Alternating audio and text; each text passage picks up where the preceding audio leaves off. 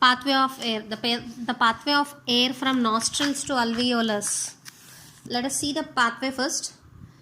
First the air enters into the nostrils, then into nasal cavity, then pharynx, later larynx, trachea, bronchus, bronchiolus, alveolus, and then blood.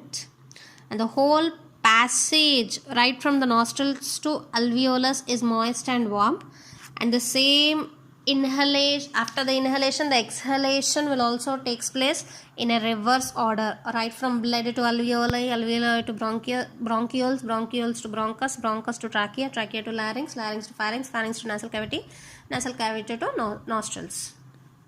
Okay, let us discuss in detail the pathway of air. First, nostrils.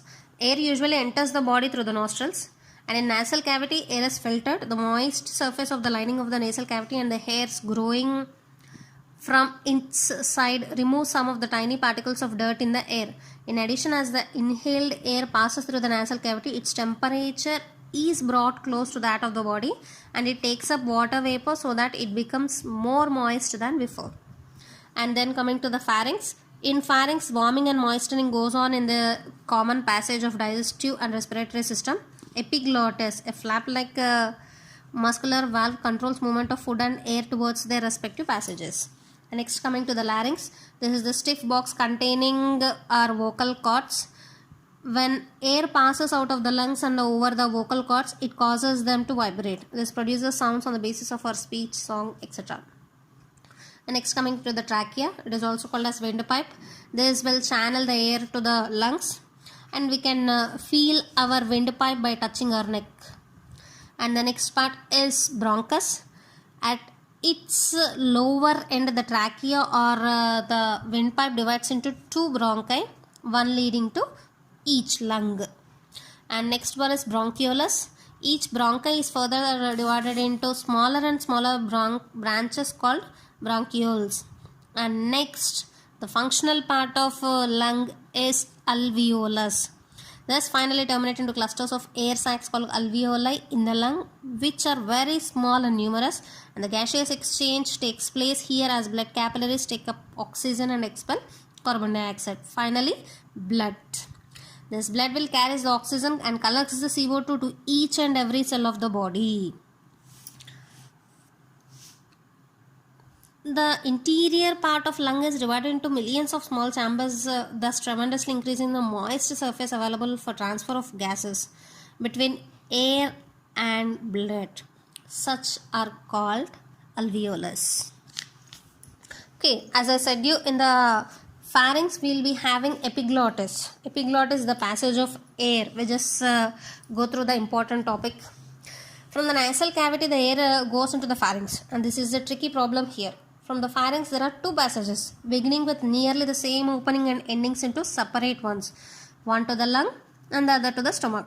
It is important that air goes into one and food into the other. The traffic is kept properly channeled by a flap-like valve, the epiglottis, that protects the tube to the lungs, arresting entry of food. This valve is partly closed when we swallow food, and it deflects food down to the stomach and keep it out of the trachea or windpipe, which is the route to the lungs. And the epiglottis opens more widely when we take a breath and air enters the lungs. And here the nervous regulation is important in guiding the function of epiglottis and passage of food and air. Children, for this we can do a small activity. What we are supposed to do is, you just keep one finger near to your nose. You observe our breathing style for 1 or 2 minutes, and after that keep the finger near your mouth. Don't remove it until the second hand. Take a piece of fruit. You just chew it, and while you are swallowing, you just keep your another finger near your neck. You just observe the breathing. Your one finger which is near the nose, and the one finger which is near the neck. You just observe that in first 1 or 2 minutes our breathing is very normal, and while we are swallowing, our breathing will be lowered down. Children, our next topic is mechanism of respiration in human beings. We know that breathing is the process of inhalation and exhalation. The organs involved are mainly the lungs. The lungs themselves can neither draw in air, that is inhale, nor push out the air or exhale. Instead, the chest wall muscles and another flexible flattened muscle called diaphragm helps the lungs in moving air into and out of them. The chest wall is made up of ribs, muscles and the skin. And the ribs are attached at an angle to the spine. The diaphragm may be imagined as a floor if you think of the chest cavity as a room. When the diaphragm is relaxed, when we breathe out, it is in the shape of a dome with the convex side of the dome extending into the chest cavity. When the diaphragm contracts during inhalation, it flattens out a bit or the dome moves downward. As a result, the volume of the chest cavity is increased. When the diaphragm flattens and the volume of the chest cavity is increased, its internal pressure decreases and the air from the outside rushes into the lungs. This is called inspiration or inhalation. And the reverse occurs now. The chest wall is lowered and moves inward and the diaphragm relaxes and assumes its dome shape. These changes increase the pressure on the lungs. Their elastic tissue contracts and squeezes the air out through the nose to the external atmosphere. And this is expiration or exhalation. Our lungs are spongy in nature. They are not of the same size. The left lung is slightly smaller, making the space for our heart.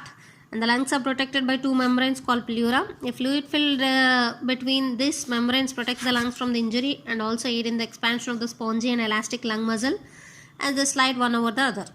You must have noticed that our own breathing is slow and shallow when we are at rest, and it is deeper and faster when you exercise hard. It has been found that all movements of breathing stop at once when the nerves leading from the brain to the respiratory muscles are